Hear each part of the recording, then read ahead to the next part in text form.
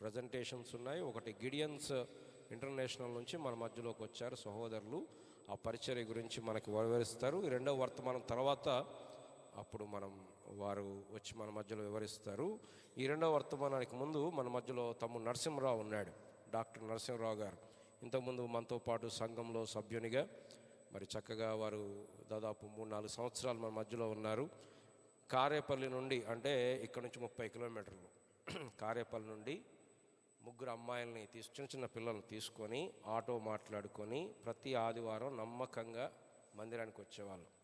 చాలా, అంటే ఎక్కడ కారేపల్లి, ఎక్కడ రోటరీ నగర్, అంటే వాక్యమును ప్రేమించి వారు ఇలాగ వచ్చేవారు. తర్వాత దేవుడు వారిని ప్రేమించి మరి కొన్ని రోజులు అక్కడ వాడుకొని తర్వాత దేశంలోనే అత్యున్నతమైనటువంటి సిఎంసి రాయవెల్లూరులో పీజీ చేయటానికి దేవుడు తనకు అవకాశం ఇచ్చాడు.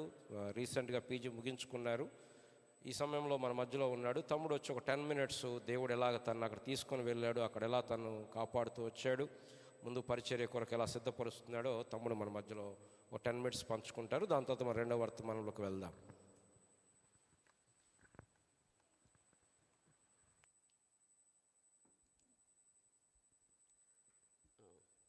Praise lord. నా పేరు నరసింహారావు. మాది కొండజల్ల మండలం తుమ్మలపల్లి, ఇక్కడే దగ్గరలోనే చిన్న పల్లెటూరు. సో బ్రీఫ్గా నేను చెప్తాను నా గురించి. యాక్చువల్లీ మాది చాలా పూర్ ఫ్యామిలీ. నాన్న దేవుని నమ్ముకోలేదు, కానీ నేను చిన్నప్పటి నుంచి చర్చ్కి వెళ్ళేవాడిని ఆసక్తితోటి. ఆ తర్వాత దేవునిలో ఎదిగాను. మెడికల్ కాలేజీలో ఉన్నప్పుడు దేవునికి చాలా దగ్గర అయ్యాం. సో ఆ తర్వాత నేను ఒక సహోదరుడి సాక్షిని రక్షణ పొంది తర్వాత మళ్ళీ ఒక మంచి చర్చ్ కనెక్ట్ అయ్యాను. ఆ చర్చ్లో ఉన్నప్పుడు అమ్మగారికి క్యాన్సర్ రావడం, ఆ టైంలో దేవుడు నన్ను పట్టుకున్నాడు. నేను ఒక కమిట్మెంట్ తీసుకున్నాను. దేవుడు ఏదైతే నాకు డిగ్రీ ఇచ్చాడో ఆ డిగ్రీతో నేను మహింపరచాలని కమిట్మెంట్ తీసుకున్నాను. ఆ చర్చ్ వాళ్ళే ఒక హాస్పిటల్ కడుతుంటే ఆ హాస్పిటల్కి వెళ్ళాలని, దాని యొక్క తర్ఫీదు కోసం నేను వటంచేత్రం అని తమిళనాడులో ఒక మిషన్ హాస్పిటల్కి ట్రైనింగ్ కోసం వెళ్ళాను. సో అక్కడ 2 సంవత్సరాలు ఉన్నాము. 3 months అని చెప్పి అక్కడ 2 years ఉన్నాము. 2 years ఉండడం వల్ల నాకు సిఎంసిలో స్పాన్సర్షిప్స్ దొరుకుతుందని తర్వాత తెలిసింది నాకు. ఆ 2 years ఉన్నాక నేను ఆ 2 years ముగించుకొని, యాక్చువల్లీ 2 years ముందే వెళ్ళిపోదాం అనుకుంటే అక్కడ ఉన్న వాళ్ళు ఆపారు. లేదు నువ్వు వచ్చావు కదా 2 years కంప్లీట్ చేసుకొని వెళ్ళమని. సో నేను అంత పట్టించుకోలేదు దాని గురించి. అంటే నేను ఆల్రెడీ డిప్లొమా చేశాను కదా, ఇంకా నాకు పీజీ అవసరం లేదు, ఈ డిప్లొమాతోనే దేవుని మయంపరచవచ్చు అనే కాన్సెప్ట్లో ఉన్నాను. అలా నేను తిరిగి మళ్ళీ ఆదిలాబాద్లో ఒక మిషన్ హాస్పిటల్లో చేయాలని వచ్చాను. కానీ అక్కడ ఉన్న పరిస్థితులను బట్టి అక్కడ మాకు పని చేయాలనిపించలేదు. సో మళ్ళీ ప్రార్థన చేసి బయటికి మూవ్ అయ్యాం. సో బయటికి మూవ్ అయినప్పుడు మళ్ళీ మేము ఏం చేయాలి, మళ్ళీ మేము అప్పుడు చేసి వచ్చిన 2 years చేసి వచ్చిన మిషన్ హాస్పిటల్కి వెళ్ళాలా, లేదంటే ఓన్గా నేను ఏమన్నా మిషన్ సెటప్ స్టార్ట్ చేయాలని మళ్ళీ ప్రార్థన చేసుకొని ఇక్కడ కారేపల్లిలో బాగా నీడుందని మేము కొంతమంది ద్వారా విని అక్కడికి వెళ్ళి మేము స్టార్ట్ చేసాము. అక్కడ స్టార్ట్ చేసినప్పుడు అంత స్మూత్గా ఏం అవ్వలేదు. చాలా స్ట్రగుల్స్ ఎన్నుకున్నాము, చాలా మంది చేత అవమానించబడ్డాము, తృణీకరించబడ్డాము. ట్రీట్మెంట్ కూడా చాలా రాంగ్ వేలో ఉండేది అక్కడ ట్రీట్మెంట్. సో మా ట్రీట్మెంట్ ఎస్టాబ్లిష్ చేయడానికి చాలా కష్టపడ్డాం. సో ఫైనల్గా అక్కడ చాలామంది మేలు పొందారు. మేము యాక్చువల్లీ అక్కడ చేరాక తెలిసింది, అన్న కూడా అక్కడ కాలేజీలో కవిత ఇంజనీరింగ్ కాలేజీలో చెప్తారు అని ఈ చర్చికి రావడం మొదలుపెట్టాము. సో వాక్యం గురించి మేము బాగా, అంటే చాలా స్ట్రగుల్స్లో ఉన్నప్పుడు ఈ చర్చికి రావడం వల్ల చాలా ఆత్మీయంగా బలపడ్డాము. అందుకే మేము ఎంత కష్టమైనా సరే ఎవ్రీ వీక్ ఇక్కడికి రావాలనే ఒక ఆశతో వచ్చాము. సో వచ్చినా మాకు మంచి నరిష్మెంట్ దొరికేది. సో ఆ నరిష్మెంట్తో అక్కడ స్ట్రగుల్స్ ఎదుర్కోవడానికి చాలా సహాయపడింది. ఇక్కడ ప్రార్థనలు కూడా మమ్మల్ని బలపరిచాయి. సో ఆ సమయంలో కోవిడ్ రావడము, హాస్పిటల్లో పేషెంట్స్ తగ్గడము, ఆ టైంలో చాలామంది నాకున్న సీనియర్స్ అందరూ పీజీ రాయి అంటే నాకున్న ఏజ్ దృష్ట్యా కానీ చిల్డ్రన్ రెస్పాన్సిబిలిటీస్ దృష్ట్యా నేను పీజీని పక్కన పెట్టాలి, ఇంకా ఈ డిప్లొమా చాలు దేవుని మహిమపరచాలంటే, ఒకవేళ మళ్ళీ పీజీ చేస్తే అంటే రాంగ్ వేలో వెళ్తానేమో అనే ఒక కాన్సెప్ట్లో ఉన్నాను. కానీ దేవుడు ఆ 3 సంవత్సరాలు అక్కడి నుంచి నాకు చాలా నేర్పాడు. అందులో ఉన్న ప్రాముఖ్యమైన విషయాలు ఏంటంటే, ఒకటి, నీకు మాస్టర్ డిగ్రీ కావాలి, అందుకోసమే నేను ఓడిసికి వటంచేత్రం తీసుకెళ్ళి 2 years అక్కడ ఉంచాను అని చెప్పడము. రెండవది, నీకు ఒక ఆర్గనైజేషన్ సపోర్ట్ ఉండాలి. మూడవది, నీకు ఒక టీం ఉండాలి, అంటే ఒంటరిగా చేయొద్దు, ఒక టీం ఉండాలి. సో ఇవన్నీ నేను నేర్చుకున్నాను. ఆ సమయంలో కోవిడ్ రావడము, ఇంక నేను నీట్కి పీజీ ప్రిపేర్ అవ్వాలని నిర్ణయించుకున్న తర్వాత మా ఆవిడని అడిగితే నేను పిల్లల్ని చూసుకుంటాను, ఫ్యామిలీ నేను చూసుకుంటాను, చదువు అన్నది. సో అలా మేము ప్రిపరేషన్ స్టార్ట్ చేసాము. నాకున్న కాంటాక్ట్స్ ద్వారా అంత మెటీరియల్ తెప్పించుకొని అంత ఆన్లైన్లో ఇది చదివాను. కోవిడ్ సెకండ్ వేవ్ వచ్చింది. ఆ సెకండ్ వేవ్లో మళ్ళీ పోస్ట్ పోన్ అయింది. మళ్ళీ సిద్దిపేట షిఫ్ట్ అయ్యాము. కారేపల్లిలో హాస్పిటల్ క్లోజ్ చేసి సిద్దిపేటలో ఉన్నప్పుడు బాగా డ్యూటీలు చేసుకుంటూ, కోవిడ్ డ్యూటీలు చేసుకుంటూ నైట్ అంతా చదువుకునేవాడిని, డే అంతా వర్క్ చేసేవాడిని. సో అలా 6 నెలలు కష్టపడ్డాము. నీట్ పీజీలో మంచి ర్యాంక్ వచ్చింది, ఊహించిన దానికంటే మంచి ర్యాంకే వచ్చింది. ఆ సమయంలో నాకు 2 ఉండేవి. ఒకటి ఏంటంటే సిఎంసిలో పీజీ చేయొద్దు, అదొకటి ఉండేది. రెండవది ఏంటంటే ఎనస్థీషియా అసలు తీసుకోవద్దు. సో ఈ 2 నాకు అన్డిసైడ్ అన్నట్టు. సో ఈ 2 రావద్దని ప్రార్థన చేస్తూ వచ్చాము. కానీ దేవుడు ఈ లోకల్లో నేను తెలంగాణ ఆంధ్రాలోనే పీజీ చేయాలని ఒక ఆశ ఉండే. కాకపోతే మళ్ళీ మనసులో ఒకటి ఉంది ఏంటంటే, ఒకవేళ నేను తెలంగాణ ఆంధ్రాలో పీజీ చేస్తే మళ్ళీ మిషన్ హాస్పిటల్కి వెళ్ళడం చాలా కష్టం. సో ఇట్లా డైలమాలో ఉన్నాను, ప్రార్థన చేసుకున్నాను. సో దేవుడు తెలంగాణ ఆంధ్రాలో అన్ని డోర్లు మూసేస్తున్నప్పుడు చాలా బాధ అనిపించేది. అన్నతో షేర్ చేసుకునేవాడిని. సో అన్న బలపరిచేవాడు. ఆ తర్వాత నేను సరే ఏదైనా చిత్తం నీ చిత్తం ప్రభు అని ప్రార్థన చేయడం మొదలుపెట్టాము. సో అలా సిఎంసిలో సీట్ వచ్చింది. మేము ఊహించలేదు. అంటే అప్పుడు నేను ఒక రకంగా సంతోషం ఉంది, ఒక రకంగా బాధ ఉంది. సంతోషం ఏంటంటే ఒక మిషన్ హాస్పిటల్లో చేస్తున్నాము, సో మళ్ళీ మనం మిషన్ హాస్పిటల్కి వెళ్ళిపోతాము, అంటే త్రూ సిఎంసి ద్వారా వటంచిత్రం వెళ్ళిపోతాము అని. రెండోది ఏంటంటే అక్కడికి వెళ్తే ఫ్యామిలీ నలిగిపోతుంది. నేను కూడా నాకంటే చిన్న వాళ్ళందరూ ఒక 15 ఇయర్స్ చిన్నోళ్ళు ఉన్నారు అంతా. సో వాళ్ళతో పాటు నేను పరిగెత్తగలనా లేదా అని. సో ఈ 2 ఉండే నాకు. సరే ఏమైనా ప్రభువే ఇస్తున్నాడు కాబట్టి ప్రభువే ముగిస్తాడు అనే ఒక నమ్మకంతో మేము సిఎంసిలో జాయిన్ అయ్యాం. సో ఇలా సిఎంసిలో జాయిన్ అవ్వడానికి కూడా దేవుడు చాలా మిరాకిల్స్ చేశాడు. ఎట్లంటే సిఎంసిలో జాయిన్ అవ్వాలంటే మైనారిటీ సర్టిఫికేట్ అనేది ప్రొడ్యూస్ చేయాలి. సో మేము బీసీకి సంబంధించిన వాళ్ళు కాబట్టి మేము ఎంఆర్ఓ ఆఫీస్కి వెళ్తే మైనారిటీ సర్టిఫికేట్ మీకు ఇవ్వము అన్నారు. సో అంటే ఆ తర్వాత ఎంపీ ఎమ్మెల్యేలందరినీతో రిక్వెస్ట్ చేయించినా కూడా ఇవ్వలేదు. సో నాకు ఇంకేంటంటే ఒకవేళ సిఎంసి కూడా క్లోజ్ అయిపోద్దేమో, నెక్స్ట్ ఇయర్ కూడా మళ్ళీ చదువుకోవాలి అని నేను మెంటల్గా ప్రిపేర్ అయ్యాను. సో అంటే నాకు సిఎంసి గురించి పెద్దగా అంటే నేను ఖచ్చితంగా సిఎంసీలు చదవాలి అనే ఆశ నాకు లేదు, ఎందుకంటే నాకున్న డిఫికల్టీస్ నాకు తెలుసు. సో కానీ నేను సిఎంసి అదే మైనారిటీ సర్టిఫికేట్ ప్రొడ్యూస్ చేయలేకపోయాను. సో అయినా కూడా కౌన్సిలింగ్కి వెళ్ళాను. అంటే అప్పుడు కోర్టు 30%, 70% అని ఒక రూల్ పెట్టింది. సో 30% ఏంటంటే ఎవరైతే మిషన్ హాస్పిటల్లో పనిచేసేస్తారో వాళ్ళకి. సో వాళ్ళు ఏం చేయాలంటే ఈ మైనారిటీ సర్టిఫికేట్ తీసుకుని రావాలంటే నేను క్రిస్టియన్ని చర్చ్కి వెళ్తున్నాను అని. So baptism certificate, church membership certificate తీసుకున్నాను. ఇవి 2 చూపిస్తే ఎంఆర్ఓ ఆఫీస్లో వాళ్ళు ఇవ్వట్లేదు. సో నేను ఏం చేయాలో అర్థం కాలేదు. సరే ప్రార్థన చేసుకున్నాము, వెళ్ళాము, కౌన్సిలింగ్ అటెండ్ అయ్యాను. కౌన్సిలింగ్ అటెండ్ అయినప్పుడు అంతా అయిపోయింది, నన్ను మాత్రం పక్కన పెట్టారు, ఎందుకంటే నేను మైనారిటీ సర్టిఫికేట్ తీసుకురాలేదు. సో నేను ఆడ అంటే అందరిది అయిపోయింది, కౌన్సిల్ వెళ్ళిపోతున్నారు, నేను 6:37 అయింది, నేను అక్కడే కూర్చున్నాను. సో అప్పుడు కూడా ఒకటే అన్నాను, నేను ఎక్కడైనా చేయగలుగుతాను, అంటే ఇదే నాకు కావాలని ఏం లేదు ప్రభువా, ఒకవేళ ఇది నీ చిత్తంలో ఉంటే మాత్రం నాకు ఇవ్వు అని నేను ప్రేయర్ చేసుకున్నాను. అద్భుతంగా అక్కడున్న వైస్ ప్రిన్సిపాల్ ఏం చేసింది, అలా వటంచిత్రంకి నేను పనిచేసి 2 ఇయర్స్ పనిచేసిన ఆ ప్లేస్కి కాల్ చేసి ఈ అబ్బాయి ఎలాంటి వాడు, అంటే దేవుడు నమ్ముకున్నాడా, నిజంగా బిలీవరా కాదా అని కనుక్కొని, సో వాళ్ళకి కాన్ఫిడెన్స్ వచ్చాక అడ్మిషన్ ఇచ్చారు. సో ఇంతవరకు ఆ మైనార్టీ సర్టిఫికేట్ తర్వాత ప్రొడ్యూస్ చేయమని చెప్పారు, కానీ ఇంతవరకు నేను ప్రొడ్యూస్ చేయలేదు, వాళ్ళు ఏం అడగలేదు మళ్ళీ. సో అలా దేవుడు ఒక మిరాకిల్ చేశాడు. అంటే మైనార్టీ సర్టిఫికేట్ లేకుండా నేను సిఎంసీలో సీట్ పొందిన ఏకైక వ్యక్తి నేనే, సో ఆ కేటగిరీలో. కానీ ఇంతవరకు ఏ ప్రాబ్లం రాలేదు. ఆ తర్వాత ఫీజు కూడా అప్పుడు 4 lakhs ఉండే, అంటే 2 lakhs రిటర్న్ ఇవ్వాలి, 2 lakhs ఫీజు కట్టాలి. సో నేను 4 lakhs తీసుకొని వెళ్ళాను, కానీ వాళ్ళు ఆ 2 lakhs తీసేశారు. ఆ ఇయరే ఈ 2 lakhs అవసరం లేదని వాపస్ ఇచ్చారు. ఆ 2 lakhs నేను వేరే వాళ్ళకి, అంటే ఎవరైతే ఇచ్చారో వాళ్ళకి ఇచ్చేసాను. ఈ 2 lakhs కూడా దేవుడు మిరాకులస్ వేలో నాకు ఒక బ్రదరు, నేను అడగకముందే ఆయనే పంపించాడు. సో ఆయనకి నేను మళ్ళీ రీపే చేశాను. సో అట్లా దేవుడు చాలా అద్భుతంగా మమ్మల్ని అక్కడికి నడిపించాడు. ఆ తర్వాత 1 month అక్కడ ఉన్నాను.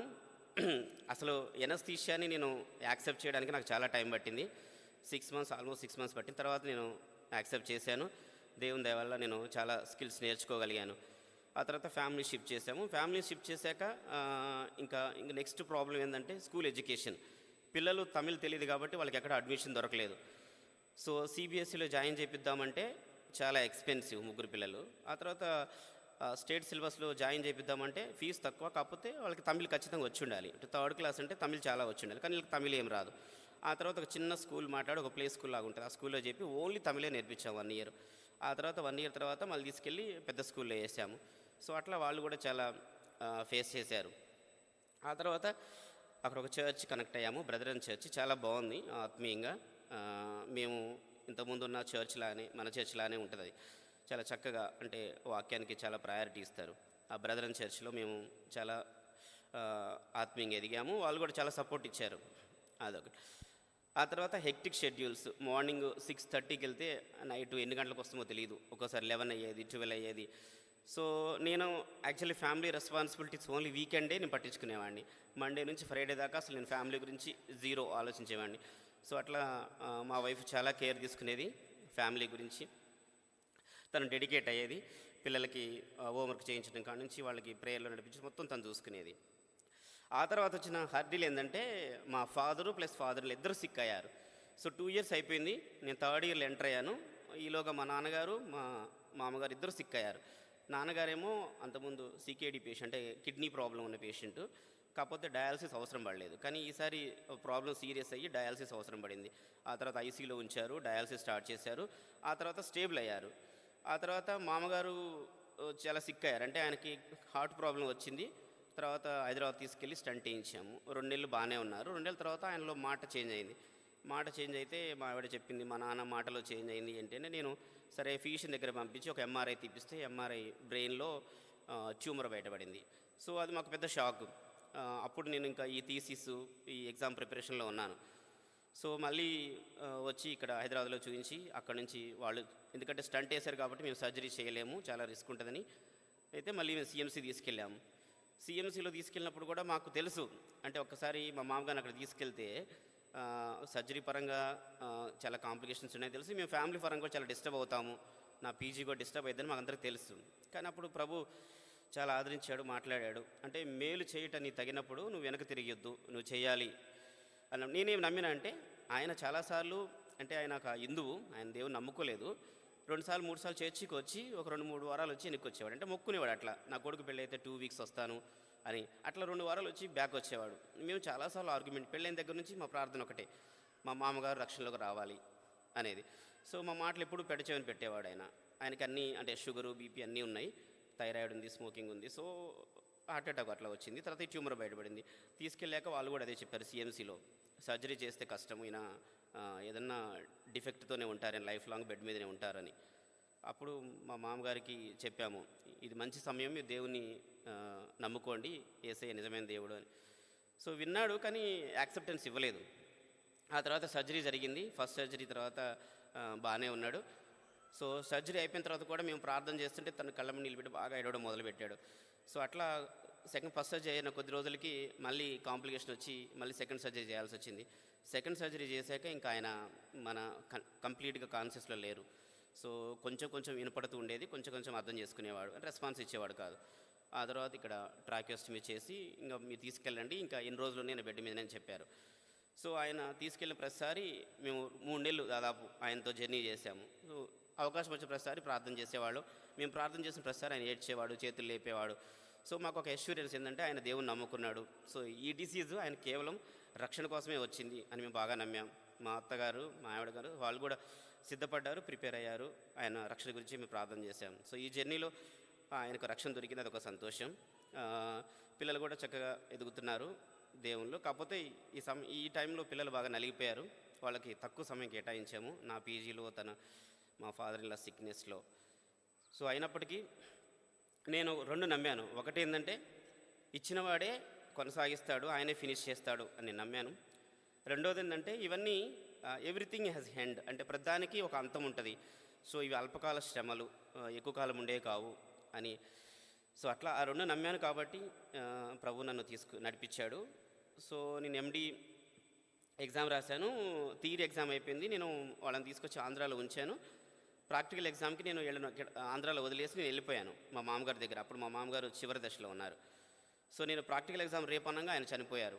చనిపోయిన తర్వాత నేను అప్పుడే చూసి వెళ్ళాను. మళ్ళీ నేను రావాలని మళ్ళీ ప్లాన్ చేసిన ఎగ్జామ్, సరే పక్కన పెడదాం, మళ్ళీ రాసుకోవచ్చులే, మామగారు కదా మళ్ళీ అని, అంటే మా ఆవిడకి సపోర్ట్గా ఉంటుంది. నేను పోదామన్నప్పుడు వాళ్ళే ఫోన్ చేసి, వద్దు నువ్వు రావద్దు, అక్కడే ఉండు, 3 years కష్టపడ్డావు కదా, ఏం కాదు ఎగ్జామ్ రాయి, నువ్వు చూసి వచ్చావు కదా ఆల్రెడీ, మేము చూసుకుంటాంలే ఇక్కడ అంటే మళ్ళీ అక్కడే ఉన్నాను.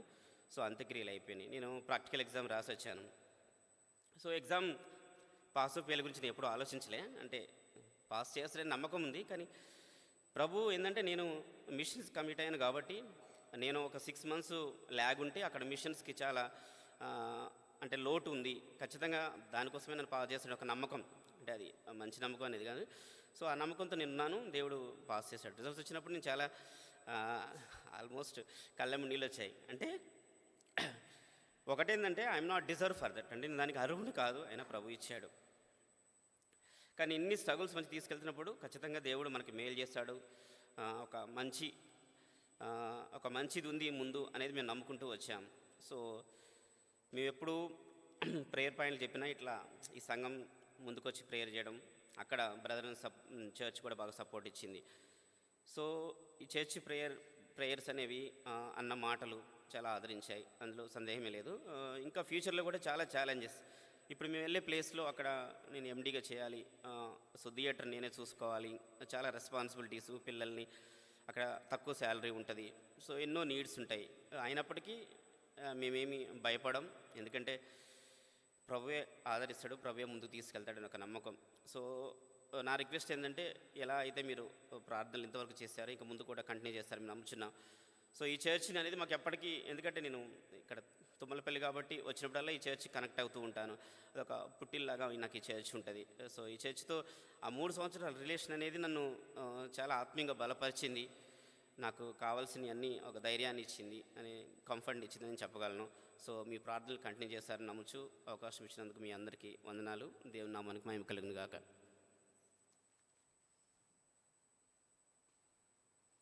దేవుడు అనేకమైన కఠినమైన పరిస్థితులు గుండా తమ్ముడిని కుటుంబాన్ని తీసుకెళ్ళి నేను చూస్తూ వచ్చాను.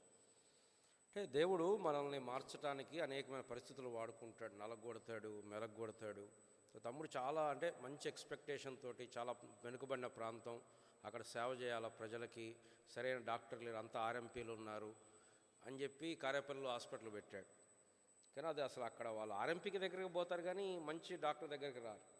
అట్లాగా దేవుడు తనని చాలా ప్రాసెస్ గుండా తీసుకుని వెళ్ళాడు. అక్కడ రాబోయే దినాల్లో వారి గురించి భవానీ, నరసింహరావు, వారికి 3 కుమార్తెలు, 2 కవలలు, ఇంకో కుమార్తె, చిన్న కుమార్తె. సో వారి గురించి, వారికి భవిష్యత్తు గురించి ప్రార్థించండి. ముఖ్యంగా మన సంఘంలో కూడా ఆ కోవిడ్ టైంలో అమ్మకు కోవిడ్ వచ్చింది, తమ్ముడికి కోవిడ్ వచ్చింది. ఈ సమయాల్లో హాస్పిటల్కి వెళ్ళే పరిస్థితులు లేవు, మీకు అందరికి బాగా గుర్తు. ఆ సెకండ్ వేవ్ ఆ టైంలో మొత్తం తమ్ముడే ఫోన్లో ఎప్పటికప్పుడు రిపోర్ట్స్ చూడటం, మంచి మందులు రాయటం, వీటన్నిటి ద్వారా సంఘంలో అనేక మందికి, మా కుటుంబానికి కూడా ఎంతో తమ్ముడి ద్వారా మేలు జరుగుతూ వచ్చింది. కనుక వారి యొక్క కుటుంబం కొరకు, వారి పరిచర్య కొరకు ప్రార్థన చేద్దాం. చిన్న ప్రార్థన చేసుకొని మన వాక్యంలోకి వెళ్దాం. ప్రేమ కలిగిన మా ప్రియ పరలోకపు తండ్రి, ఈ సమయంలో తమ్ముడు నరసింహరావుని బట్టి, ప్రభా చెల్లి భవానీని బట్టి, పిల్లలు ప్రభా వారిని బట్టి వందనాలు, స్తోత్రాలు. మెర్సీని బట్టి, మెర్సీ మరణాదాన్ని బట్టి, 2 పిల్లలను బట్టి వందనాలు, స్తోత్రాలు. వారికి మీరు ఇంతవరకు జ్ఞాపకం చేసుకొని, మరి సిఎంసి రాయవెల్లూరులో ప్రభా మీరు అక్కడ ఉంచి, అక్కడ పీజీ విషయంలో మీరు ఎంతో సహాయం చేస్తూ వచ్చినందుకు వందనాలు, స్తోత్రాలు. ప్రభా మరికి ముందు కూడా అక్కడ మిషన్ హాస్పిటల్లో మీరు తోడుగా ఉండండి, నడిపించండి.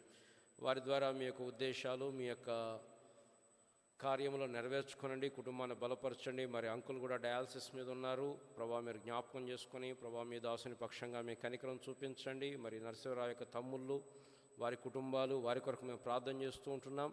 మీరే సహాయం చేయండి. ఈ విధంగా మాకెంతో ప్రోత్సాహకరంగా ఉంచినందుకు వందనాలు. ప్రభా నీ కార్యములు ఎంత అద్భుతము ప్రభా, నిజంగా ఎంత అయిపోయింది ఇక రాదులే అనుకున్న సమయంలో మీరు ఎంత నమ్మమైన దేవుడిగా మీరు డోర్స్ తెరుస్తూ వచ్చారు. అమ్మాయినాటి సర్టిఫికేట్ లేకపోయినా ప్రభా మీరు ఎంతగానో కృప చూపిస్తూ వచ్చారు. నిజంగా ప్రభా నువ్వు ఎర్ర సముద్రమును పాయలు చేసేటువంటి దేవుడువు, ప్రభా యోర్దాను నదిని పాయలు చేసేటువంటి దేవుడువు. నీ వంటి అద్భుత కార్యములు చేయగలవారు ఇంకెవ్వరూ లేరు ప్రభా, నీకు వందనాలు, స్తోత్రాలు. ఈ విధంగా మరి వారి ద్వారా మా సంఘమును మీరు బలపరుస్తున్నందుకు వందనాలు, స్తోత్రాలు. కుటుంబాన్ని ఆశీర్వదించండి, రాబోయే దినాల పరిచర్యకు సంసిద్ధపరచమని వందన స్తోత్రాలు తెలియజేస్తూ యేసు ప్రభు నాను ప్రార్థించి అడిగి వేడుకుంటున్నాము తండ్రి, ఆమేన్. మనతో బైబిల్ ఎత్తి బైబిల్ పాడుకుందాం. పఠింప శ్రేష్ఠ గ్రంథము బైబిల్, పఠింప శ్రేష్ఠ గ్రంథము బైబిల్, అనుదినము పఠించిన ప్రేమతోడ నడుపును, ఓ పఠింప శ్రేష్ఠ గ్రంథము బైబిల్. 1 కొరింథీ పత్రిక 11వ అధ్యాయము. మొదటి కొరింథీ పత్రిక 11వ అధ్యాయము.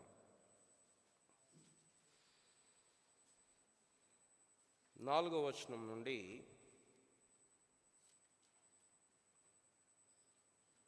4 నుంచి 7 వరకు మనం కలిసి చదువుకుందాం. మొదటి కొరింథీ పత్రిక 12వ అధ్యాయం 4 నుండి 7 వచనాలు.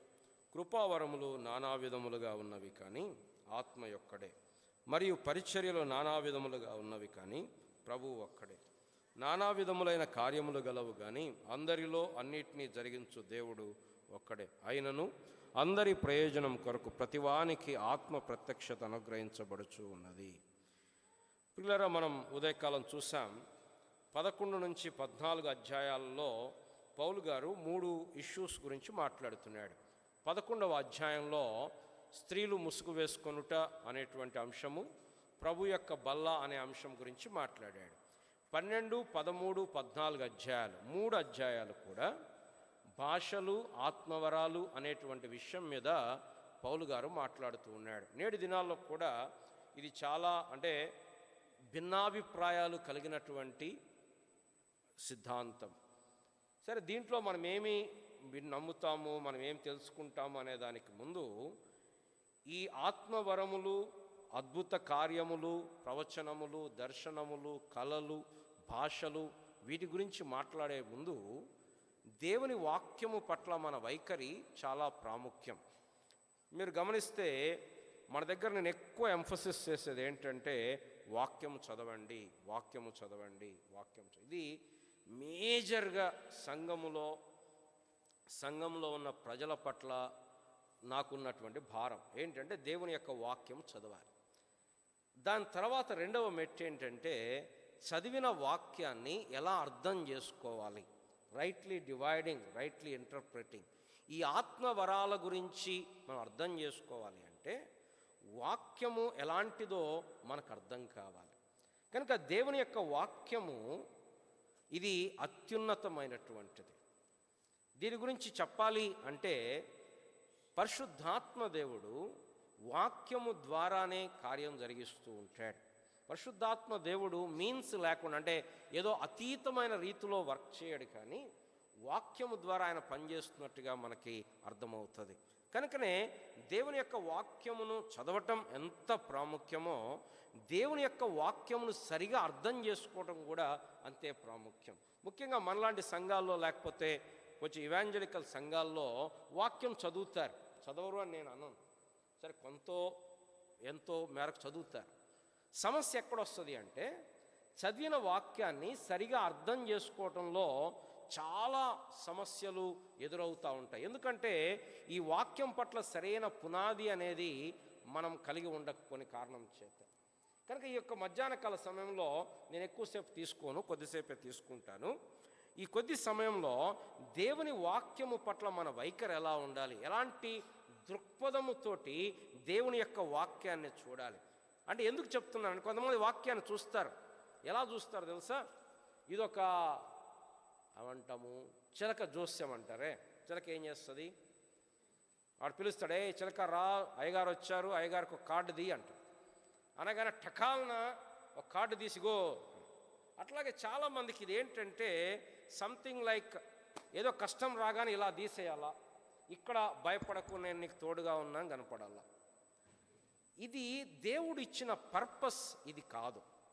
దేవుడు తన వాక్యమును నీ కొరకు నా కొరకు ఇచ్చింది.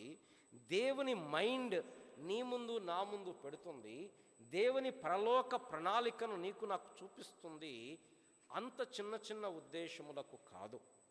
ఇది మహోన్నతమైనటువంటి ప్రణాళిక. ఇది దేవుని యొక్క జ్ఞానం. ఇది దేవుడు మనకి పరిశుద్ధాత్మ ద్వారా బయలుపరుస్తూ ఉన్నాడు.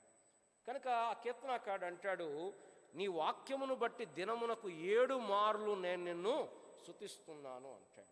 కనుక వాక్యం చదవటం చాలా ప్రాముఖ్యం. మనం క్రైస్తవుల యొక్క పునాదులని 5 సత్యాలు చెప్పుకున్నాం. మొట్టమొదటిది దేవుని వాక్యం చదవటం, దేవునితో సంబంధము కలిగి ఉండడం. 3వది సంఘము. 4వది సువార్తను ప్రకటించటం, 5వది వ్యక్తిగతమైన పరిశుద్ధతను కలిగి ఉండటం. కనుక దేవుని వాక్యాన్ని చదవటం ప్రాముఖ్యం. ఇక అది అక్కడి నుంచి దాటి వద్దాం. చదువుతున్నాం, అందరం చదువుతున్నాం. చదివిన వాక్యాన్ని ఎలా అన్వయించుకోవాలి, ఈ విషయంలో ముఖ్యంగా చాలా సమస్యలు మనకు బయలుపడుతూ ఉన్నాయి. కనుక దేవుని యొక్క వాక్యం గురించి ఆలోచించినప్పుడు ఈ వాక్యమున కొన్ని లక్షణాలు మనకు కనపడతాయి. మొట్టమొదటిది ఏంటంటే ఈ వాక్యము లోపరహితమైనది, ఇన్నరెంట్ స్క్రిప్చర్. దేవుని యొక్క లేఖనములలో ఎక్కడా కూడా తప్పు లేదు. రండి, కీర్తనల గ్రంథం 19వ అధ్యాయం 7వ వచనం. కీర్తనల గ్రంథం 19వ అధ్యాయం 7వ వచనం. యథార్థమైనది, అది ప్రాణమును తెప్పరిల్లజేయును. 30వ అధ్యాయం 5, 6 వచనాలు. ఆయన క్షమించండి, సామెతల గ్రంథం 30వ అధ్యాయము 5, 6 వచనాలు.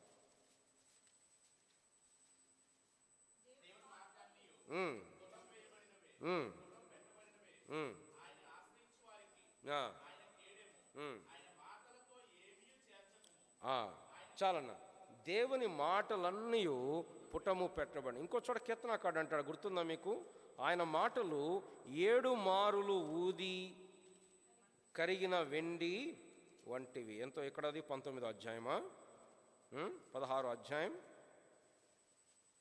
కాదే, 16 కాదు కదా.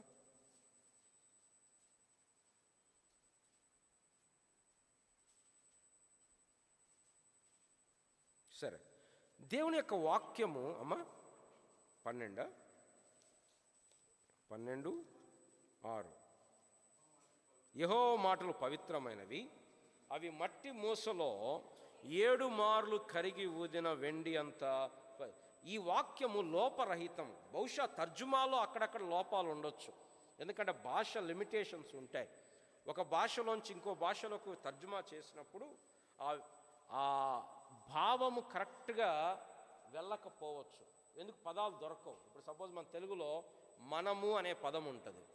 ఈ మనముకు ఇంగ్లీష్లో ఈక్వివలెంట్ ఏంటి? అజ్ అంటే మమ్ము, వి అంటే మేము, అవర్ అంటే మా యొక్క. లేదు, ఈక్వివలెంట్ పదం లేదు. అట్లాగా ఒరిజినల్ భాషలోంచి మన భాషలోకి వచ్చేసరికి కొన్ని అంతరాలు ఉన్నాయి. కానీ దేవుడు ఒరిజినల్ టెక్స్ట్లో ఎక్కడా కూడా బైబిల్లో లోపములు లేవు. ఊరికనే మతోన్మాదులు వాళ్ళు వీళ్ళు అక్కడ లోపం ఉంది, ఇగో ఇక్కడ లోపం ఉంది, ఇక్కడ 4 ఉంది, ఇక్కడ 5 ఉంది, ఇక్కడ 2 ఉన్నారు, ఇక్కడ 1 ఉన్నారు అంటారు. అది ఒరిజినల్ టెక్స్ట్లో ఎక్కడ కూడా లోపము లేదు. రెండవది, ఇది తప్పిపోదు, ఇట్ ఇస్ ఇన్ఫాలిబుల్. యేసు ప్రభు చెప్పాడు, ఆకాశము భూమి గతించిపోతాయి కానీ నా మాటలలో పొల్లైనా సున్నా అయినా గతించిపోదు. God's word is infallible. వాక్యములో అది తప్పిపోదు. అది మనకు అర్థమైనంత మాత్రానో అర్థం కానంత మాత్రానో అట్లా ఉండదు. దేవుని వాక్యము ఇన్ఫాలిబుల్, ఇన్నరెంట్, లోపరహితము, ఇన్ఫాలిబుల్, అది తప్పు లేనటువంటి, తప్పిపోదు. ఆయన మాట వచ్చిన ఉద్దేశమును నెరవేరుస్తుంది, అది ఉట్టిగా వెనక్కి మరలదు. యెషయా గ్రంథంలో చెప్తాడు. కనుక పిల్లరా, దేవుని యొక్క వాక్యము నిత్యము నిలిచేటువంటిది. మూడవది, దేవుని యొక్క వాక్యము sufficient for us. It's sufficient, ఇది చాలు, దీనికి మించి ఇంకొకటి అవసరం లేదు. నేటి దినాలు అక్కడక్కడ గలిబిలు చేస్తున్నారు, వేదాల్లో క్రీస్తు అంటున్నారు, అక్కడ క్రీస్తు అంటున్నారు. పిల్లరా, దేవుడు ఇచ్చింది ఇది వాక్యము, ఇది దేవుని ప్రేరేపితమైన వాక్యము. దీంట్లో క్రీస్తు ప్రభు ఉంటాడు కానీ వేరే వాటిలో క్రీస్తు ప్రభు ఎక్కడ ఉండడు. కనుక ఇది ప్రాముఖ్యము. This is sufficient for us. మనకి వాక్యము కాక, అంటే నేటి దినాలు ఏమైపోయిందంటే క్రైస్తవులు వాక్యమును పక్కన పెట్టుకొని ఇది సరిపోద్ది, కానీ దీంతో పాటు మనకు సైకాలజీ కావాలి, దీంతో పాటు మనకి ఇంకొక వేరేది ఉండాలి. దిస్ ఈజ్ సఫిషియంట్ నా జీవితానికి, for our life and godliness. భక్తికి, జీవితానికి దేవుని యొక్క వాక్యము సరిపోతుంది. మన కుటుంబంలో ఎలా ఉండాలా, దేవుని యొక్క వాక్యంలో రాయబడింది. మన ఉద్యోగంలో ఎలా జీవించాలా, దేవుని యొక్క వాక్యంలో రాయబడింది. ఒక భర్త ఎలా ఉండాలా, దేవుని యొక్క వాక్యంలో రాయబడింది. భార్య ఎలా ఉండాలా, దేవుని యొక్క వాక్యంలో రాయబడింది. తల్లిదండ్రులు ఎలా ఉండాలా, రాయబడింది. ఇది ఈజ్ సఫిషియంట్ ఫర్ అస్. ఇది పక్కన పెట్టి ఇంకేదో చేద్దాం అనేది అవసరం లేదు. నాలుగవది, ఇట్ ఈస్ కంప్లీట్.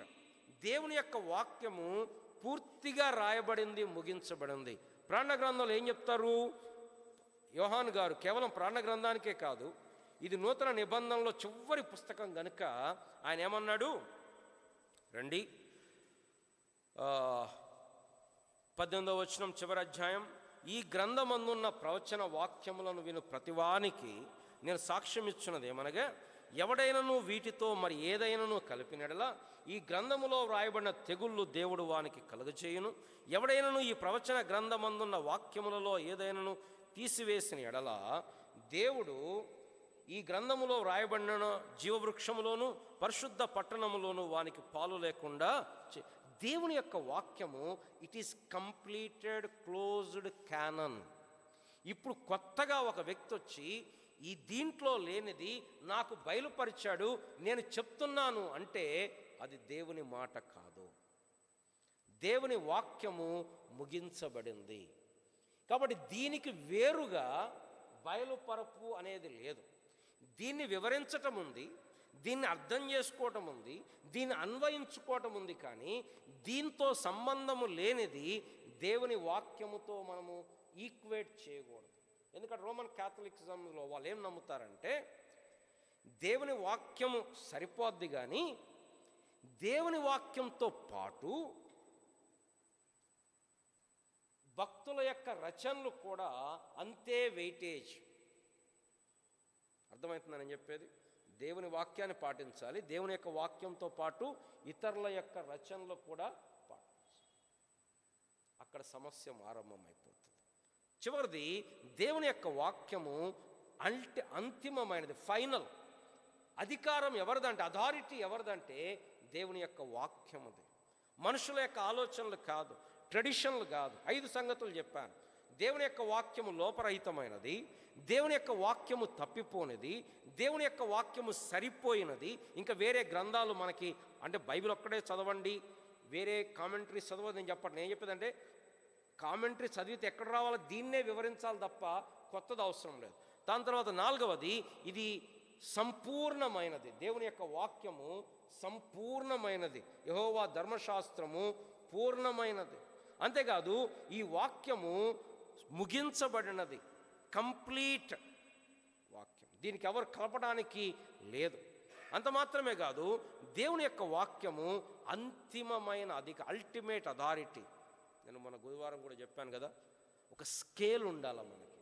ఇప్పుడు దీన్ని కొలవాలనుకోండి, ఒక ఆయన పెద్ద స్కేల్ పెట్టి 3 స్కేళ్ళు ఉంది అన్నాడు, ఇంకొక ఆయన చిన్న స్కేల్ పెట్టి 6 స్కేళ్ళు ఉంది అన్నాడు. సమస్య ఏంటి? సరైన స్టాండర్డ్ లేకపోవటం. కాబట్టి మన స్టాండర్డ్ ఏంటంటే ఆ అన్న చెప్పాడు, ఈ అన్న చెప్పాడు, ఈ అంకుల్ చెప్పాడు కాదు, వాక్యం ఏం చెప్తుంది, దట్స్ ఇట్, ఫైనల్. ఇంకా దీనికి మంచిన వేరేది లేదు. ఈ వాక్యం విషయం మనం చదువుతూ ఉన్నప్పుడు దేవుడు ఈ వాక్యాన్ని రాపిచ్చినప్పుడు ఇది అర్థం కావాలని రాపిచ్చాడా, లేకపోతే గందరగోళంగా ఉండాలా, ఈ చదివిన వాళ్ళకి ఎమ్మడి అర్థం కాకూడదని రాపిచ్చుంటాడా? అర్థం అవ్వాలనే రాపిచ్చుంటాడు. దాన్ని ఏమంటారంటే పర్స్పిక్యూటీ అంటారు, క్లారిటీకి రాపిచ్చాడు. కాబట్టి దేవుడు తన వాక్యం ఇచ్చింది నువ్వు నేను అర్థం చేసుకోవటానికి, నువ్వు నేను గ్రహించటానికి, నువ్వు నేను దీన్ని సరైన భావాన్ని గ్రహించటానికి. ఎట్లా గ్రహిస్తాం? మొట్టమొదటిది ప్లెయిన్ రీడింగ్, ఉన్నది ఉన్నట్టుగా చదవటం. చాలాసార్లు కొంతమంది ఏం చేస్తారంటే ప్రతిదాన్ని దాంట్లో ఆత్మీయమైన అర్థం ఉందన్నట్టుగా ప్రతిదాన్ని ఒక మిస్టికల్గా చేయడానికి ప్రయత్నం చేస్తారు. పిల్లరా, ఉన్నది ఉన్నట్లుగా ప్లెయిన్గా చదవటం. ఇప్పుడు బహుశా దానియేలు ఉన్నాడు అనుకోండి, ఇర్మియా రాసిన ప్రవచనాలు చదివాడు. 70 ఏళ్ళు ముగించబడిన తర్వాత దేవుడు మరలా వారికి రాజ్యం ఇస్తాడు. దాన్ని మనం అలానే చదవాలి. 70 ఏళ్ళు అంటే 70 ఏళ్ళనే చదవాలి. కొన్ని చోట్ల అలంకారం ఉంది, నేను లేదనట్లేదు. ఉదాహరణకి యెహోవా హస్తము అని ఉంటుంది, అంటే దేవుడి చేతులు ఉన్నాయన్నా కాదు కదా.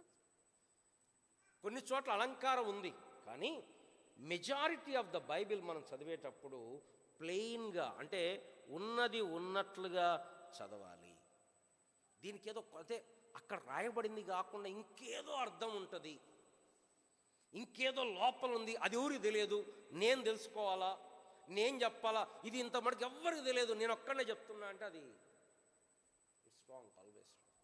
కానీ దేవుని యొక్క వాక్యము దేవుడు రాపిచ్చినప్పుడు స్పష్టత అనేది దేవుని యొక్క వాక్యం యొక్క లక్షణం. అయితే దాన్ని చదవాలంటే కొంత ప్రయాసపడాలా, కొంత అర్థం చేసుకోవాలి, కొంత మనం పరిశ్రమ చేయాలి.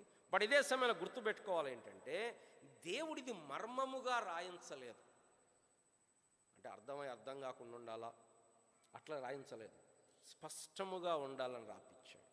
కాబట్టి దీన్ని ప్లెయిన్గా చదవాలి, ఓపెన్ మైండ్ తోటి.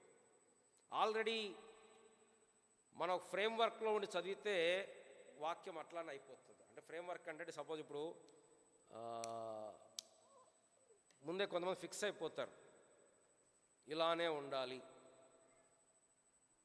పెంటెకోస్టల్ బ్యాక్గ్రౌండ్ నుంచి వచ్చారనుకోండి, ఇలా ఉండాలని ఫిక్స్ అయిపోతారు. అప్పుడు చదివినప్పుడు ఏమైపోద్ది, ఆటోమేటిక్గా ఆ ఫ్రేమ్వర్క్లోకి వెళ్తారు. సో మొట్టమొదటిగా ప్లెయిన్గా చదవటం. రెండవది కాంటెక్స్ట్, సందర్భమును బట్టి చదవటం. ఇక్కడ మనం చాలా సమస్యలు ఎదురవుతూ ఉన్నాయి. చాలామంది చదువుతున్నారు, బైబిల్ని అర్థం చేసుకుంటున్నారు, కానీ కాంటెక్స్ట్, సందర్భాన్ని వదిలిపెడుతున్నారు. సందర్భం అంటే ఏంటి, ఎవరు మాట్లాడారు, ఎవరితో మాట్లాడారు, ఎక్కడ మాట్లాడారు, ఇది రాయబడిన సంగతి అందరికీ వర్తిస్తుందా, కొంతమందికే వర్తిస్తుందా? ఉదాహరణకి నిర్గమకాండంలో ఏం రాయబడింది, నిర్గమకాండము 15వ అధ్యాయము, నిర్గమకాండము బుక్ ఆఫ్ ఎక్సోడస్ చాప్టర్ 15, నిర్గమకాండము 15వ అధ్యాయము.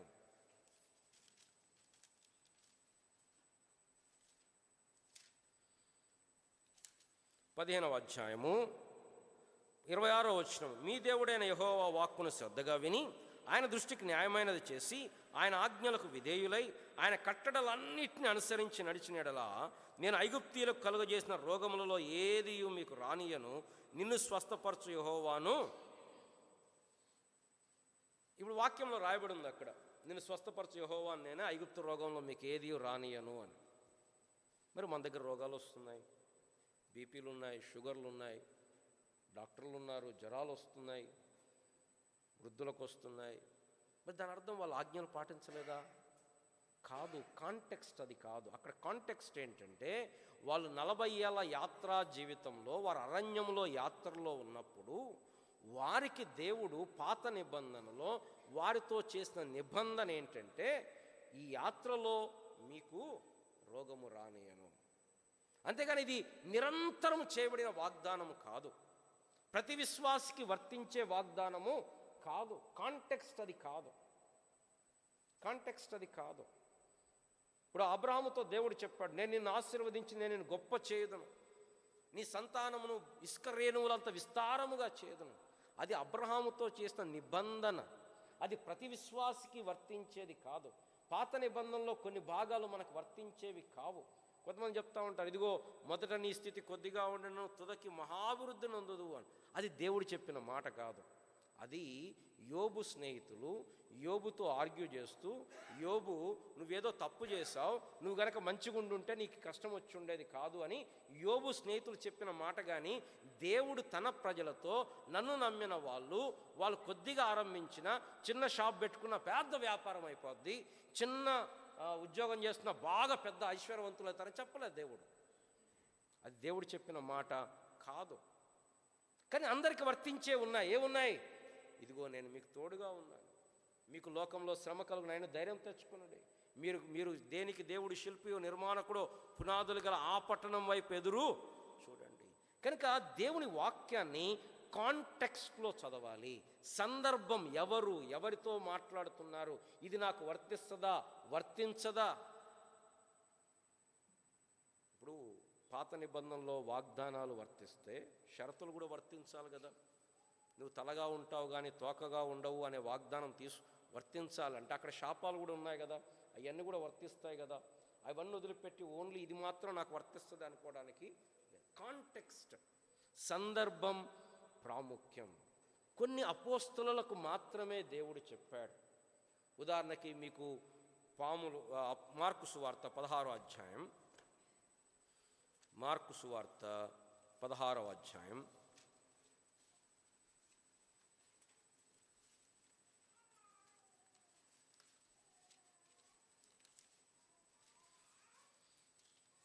17వ వచనం. నమ్మిన వారి వలన ఈ సూచక్రియలు కనపడును, ఏవనగా నా నామమున దయ్యములు వెళ్ళగొట్టుదురు, కొత్త భాషలు మాట్లాడుదురు, పాములను ఎత్తి పట్టుకుందురు, మరణకరమైనది ఏది త్రాగినది వారికి హాని చేయదు, రోగుల మీద చేతులు ఉంచినప్పుడు వారు స్వస్థత నొందుదురని వారితో చెప్పాను. కాంటెక్స్ట్ ఏంటంటే ఇక్కడ అపోస్తలుల గురించి మాట్లాడుతున్నాడు. వారికి దేవుడు కొన్ని అద్భుతమైన కార్యములు చేసే శక్తి ఇచ్చాడు. దాని అర్థం ఇక ప్రతి విశ్వాసి విషం తాగిన చచ్చిపోవడానికి కాదు. ఎంతోమంది విషము ప్రయోగము చేత చనిపోయిన మిషనరీలు ఉన్నారు, దేవుని కొరకు హతసాక్షులైన వారు ఉన్నారు. కనుక వాక్యము యొక్క సందర్భం అనేది లేకుండా మనం అన్వయించుకుంటే చాలా గొప్ప ప్రమాదం. ముఖ్యంగా మన సంఘాల్లో ఇది ఎక్కువ కనపడతా ఉంటుంది. అంటే వాక్యమును విధేయత చూపించాలనేటువంటి యథార్థతతోనే వాక్యమును మన కొరకై మనం అన్వయించుకుంటా ఉంటాం. సందర్భము ప్రాముఖ్యం. అక్కడ వెళ్ళుము అని రాయబడ్డదంటే అక్కడ వాళ్ళకి రాయబడ్డది, మనం వెళ్ళుము అని కాదు. ఇది అంటే ఆరంభంలో నేను కూడా అలా చేసాను. ఇప్పుడు నేను బీటెక్ చదివేవాడిని, కాలేజ్ ఓపెన్ చేస్తారు, కాలేజ్ ఓపెన్ చేస్తే పోవాలి అంతే, అంతేగాని మళ్ళీ నేను దేవుని చిత్తం అని కూర్చోకూడదు. కానీ మాకు నేర్పించింది ఏంటి? దేవుని చిత్తం కనుక్కోవాలి. కాబట్టి ప్రభు చెప్పాలి, ఏమైనా వెళ్ళు అని చెప్పాలి. ఎక్కడ రావాలి, వెళ్ళు అని రావాలి. రాకపోతే ఇంకో అధ్యాయం చదువుతాం, అక్కడ రాకపోతే ఇంకో అధ్యాయం కాకపోతే అవన్నీ చూస్తాం, లేదా క్యాలెండర్ వాక్యం. మొత్తానికి ఎక్కడో వచ్చాడు వెళ్ళు పొమ్ము రావాలా. వస్తే అప్పుడు ఆల్రెడీ బీటెక్లో జాయిన్ అయిన తర్వాత నేను 4 సంవత్సరాలు చదవాల్సిందే. ఇప్పుడు మనం డిగ్రీ చేస్తున్నాం, పీజీ చేయటం దేవుని చిత్తమా కాదా అంటే పీజీ చేయొద్దని దేవుని చిత్తం ఉంటుందా? నువ్వు ప్రార్థన చేసుకోవాలా, ప్రిపేర్ కావాలా, పీజీ చేయి. దేవుడు అంటాడా పిహెచ్డీ చేయొద్దు, నువ్వు ఇది నా చిత్తం కదా అంటాడా? ఇక్కడ కనపడదు, ఇక్కడ పీజీలు పిహెచ్డీలు కనపడవు. కానీ పిల్లల వాక్యమును సందర్భములో చదవటం. మూడవది ఏంటంటే పిల్లరా, సందర్భము ఒకటే మాత్రమే కాదు, లేఖనముతో కంపేర్ చేయటం. Interpret the scripture with scripture. Suppose ఇప్పుడు ఉదాహరణకి పరిశుద్ధాత్మ దేవుడు పావురంతో పోలుస్తూ వచ్చారు. అదొక ఎలగొరి. అక్కడ లేఖనంలో చేయబడి పరిశుద్ధాత్మ వలె పావురం. అంత మాత్రాన పరిశుద్ధ పావురం కనపడ ప్రతి చోట పరిశుద్ధాత్మ అని చెప్పి అనుకోకూడదు. లేఖనముతో వివరించాలి. ఆత్మ సంబంధమైన సంగతులతో సరిచూడాలి. ఈ లేఖనంలో ఉన్న బ్యూటీ ఏంటంటే ఇది ఒక్కసారి రాయబడింది కాదు. 40 మంది దాదాపు రచయితలు దాదాపు 2000 సంవత్సరాల కాలంలో ఒక్కొక్కళ్ళు ఒక్కో కాలంలో, కొంతమంది చదువుగలిగిన వాళ్ళు, కొంతమంది పండితులు, కొంతమంది రాజులు, కొంతమంది పశువుల కాపురులు, కొంతమంది చేపలు పట్టేవారు, వారు ఆయా ప్రాంతాల్లో కూర్చొని వాళ్ళు రాశారు. కానీ ఇక్కడ ఏ లేఖనం కూడా ఒకదానినొకడు కాంట్రడిక్ట్ చేయదు. ఇప్పుడు పేతురు ఒక మాట ఇలా చేయండి అని చెప్పిన దాన్ని పౌలు గారు అట్లేం కాదు తప్పు అని చెప్పడు. ఇది యూనిటీ ఉంది దీంట్లో. అంటే అర్థం ఏంటి? ఈ లేఖనం నుంచే మనం వివరించుకోవాలి తప్ప, సపోజ్ ఇప్పుడు మనం ఎలోగరీ చేసామనుకోండి, నూనె అంటే పరిశుద్ధాత్మ దేవుడు, దానికి ప్రూఫ్ ఎక్కడ ఉండాలా? వాక్యంలోంచి రావాలి, వాక్యంలో చెప్పబడాలి.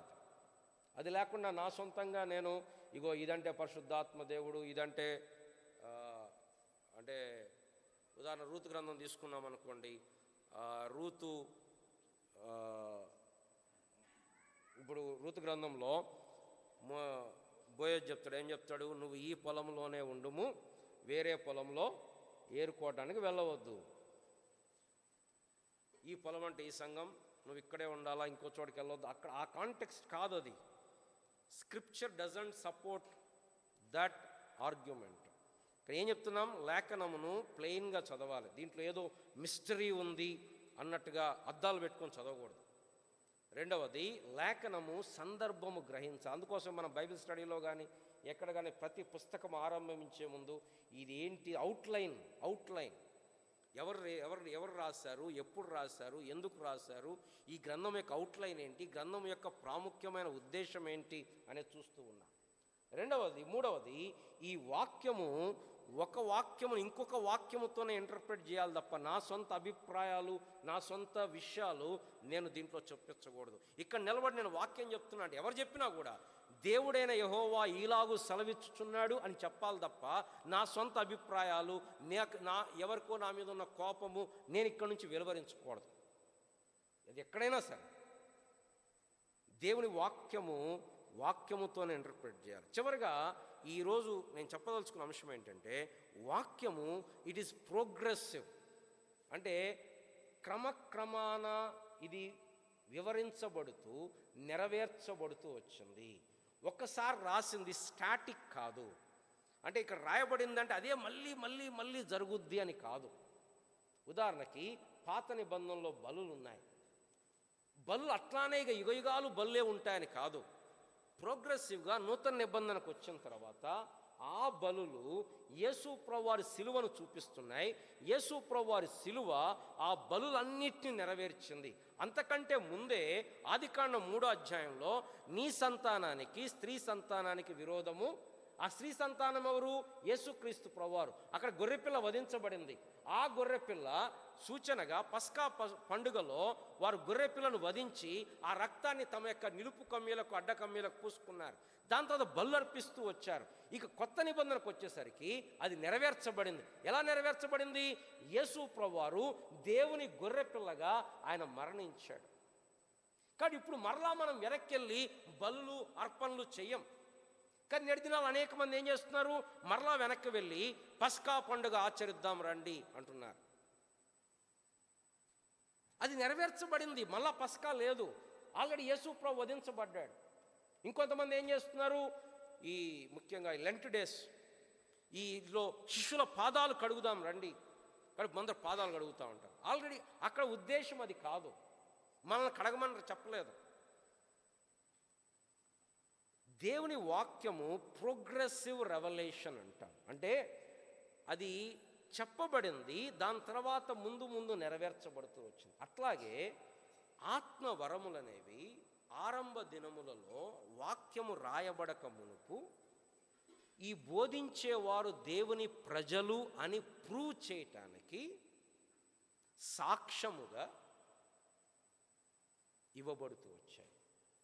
ఎందుకు?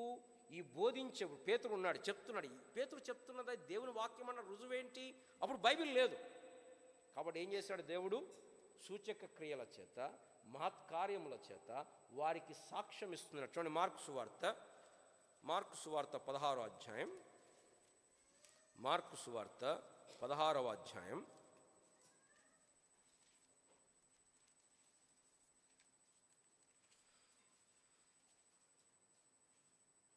20వ వచనం. వారు బయలుదేరి వాక్యమంతటా ప్రకటించిరి. ప్రభువు వారికి సహకారుడై ఉండి వెనువెంట జరుగుచూ వచ్చిన సూచక క్రియల వలన వాక్యమును అద్భుతాల ద్వారా దేవుడు ఏం చేశాడంటే వారు చెప్పిన వాక్యమును స్థిరపరిచాడు. ఇది వీళ్ళు దేవుని ప్రజలు అని స్థిరపరిచాడు. అది వాడి పర్పస్. హెబ్రీ పత్రిక 2వ అధ్యాయం. హెబ్రీ పత్రిక 2వ అధ్యాయం 2వ అధ్యాయం 3-4 వచనాలు. ఇంత గొప్ప రక్షణను మనం నిర్లక్ష్యం చేసిన ఎలాగ తప్పించుకుందాము? ఈ అట్టి రక్షణ ప్రభు బోధించుట చేత ఆరంభమై దేవుడు తన చిత్తానుసారముగా చేసిన సూచక క్రియల చేత మహత్కార్యముల చేత నానావిధ అద్భుతముల చేత వివిధములైన పరిశుద్ధాత్మ వరములను అనుగ్రహించుట చేతను వారితో కూడా సాక్ష్యమిచ్చుచుండగా వినిన వారికి దృఢపరచటానికి దేవుడు సూచక్రియలు ఇచ్చాడు, మహత్కార్యాలు ఇచ్చాడు, నానా విధముల అద్భుతములు ఇచ్చాడు, వివిధములైన పరిశుద్ధాత్మ వరములు ఇచ్చాడు. అంటే దాని అర్థం ఇక అవి ఎడతెగకుండా ఉంటాయని లేదు. అదే సమయంలో ఇప్పుడు ఉదాహరణకి అపోస్తల కార్యం 2వ అధ్యాయంలో శిష్యులు కూడుకున్నప్పుడు పరిశుద్ధాత్మ దేవుడు దిగి వచ్చాడు. ఆ దిగి వచ్చినప్పుడు అందరి మీద అగ్ని జ్వాలలు కనపడ్డాయి. మళ్ళీ ఎప్పుడు కనపడ్డాయి అగ్ని జ్వాలలు? ఎక్కడన్నా కనపడ్డాయా? ఎక్కడ కనపడలే. That's an unique event. అట్లాగా రాయబడింది అంటే అది అందరికీ జరుగుతుంది, మళ్ళీ మళ్ళీ జరుగుద్దని కాదు. అపోస్తల కార్యంలో కేవలం 4 సార్లు మాత్రమే పరిశుద్ధాత్మ దేవుడు దిగిరావటం, అంటే పైనుంచి దిగి రావటం మనకు కనపడుతుంది. కాబట్టి మనం వచ్చే వారం మనం డీటెయిల్గా చూద్దాం. కానీ నేనేం చెప్తున్నా అంటే దేవుని యొక్క వాక్యము, దేవుడు అద్భుతాలు చేస్తాడు, దాన్ని చేయడం మనం అట్లా ఆ రోజుల్లో చేసినట్లే కొంతమంది వ్యక్తులకు స్పెషల్ వరాలు ఇచ్చి వాళ్ళ ద్వారా చేస్తాడు అనట్లా. ఇప్పుడు మనకు వ్యాధి వచ్చింది, తగ్గింది, ఎవరు తగ్గించారు? దేవుడు తగ్గించాడు, దాంట్లో ఎటువంటి సందేహం లేదు. కానీ అప్పట్లాగా ఇగో వీళ్ళకి స్పెషల్ వరాలు ఉన్నాయి, అపోస్తల కార్యంలో ఉన్నట్టు లేవు.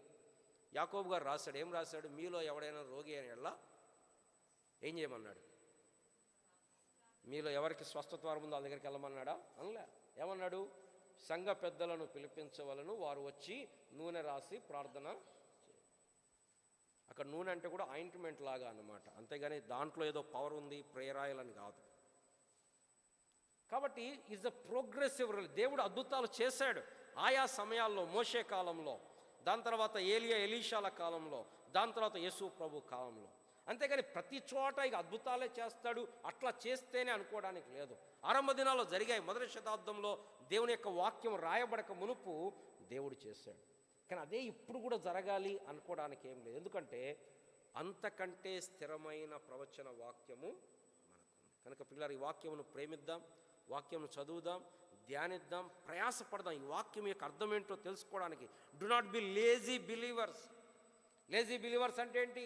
ఇట్లా కూర్చుంటాను అంతా వాళ్ళు చెప్తుంటే నేను వింటా, అట్లా కాదు. We have to work it out.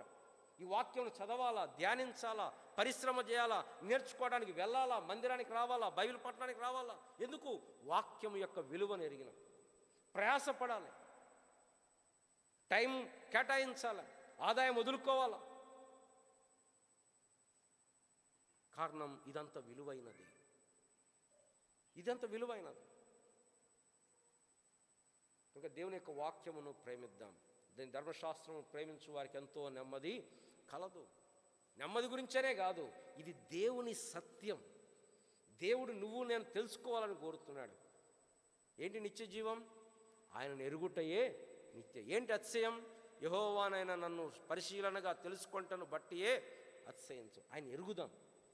So దేవుని యొక్క వాక్యం యొక్క ఉద్దేశం ఏంటంటే ఆయన తెలుసుకోవటం. వచ్చే వారం గురువారం బైబిల్ పట్టణంలో ఈ ఆత్మవరముల గురించి మనం ధ్యానం చేద్దాం. రండి, ప్రార్థన చేసుకుందాం.